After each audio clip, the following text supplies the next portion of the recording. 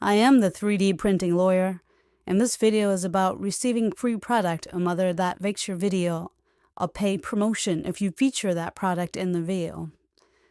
So here it says if you accepted anything of value from a third party to make your video, you must let us know. We'll show viewers a message that tells them your video contains paid promotion.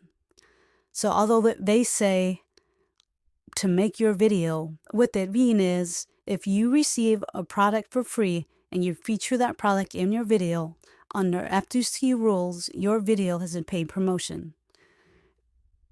You're covered legally if you just say in the video that you received the product for free, but you're not following YouTube's guidelines and you could get in trouble with YouTube if you don't check this box. So start saying, I received this product for free, but they didn't pay me anything to cover this video. You still have to check this box. Even if you're not recommending the product, if the product is featured in your video.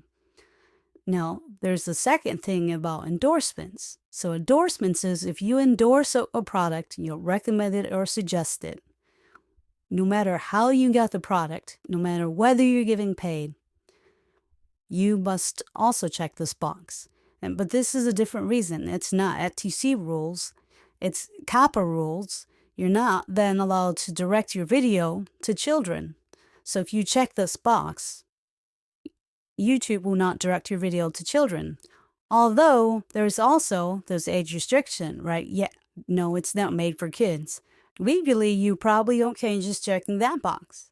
But technically, under YouTube's policy, again, you're probably going to get in trouble with YouTube if you don't check this box.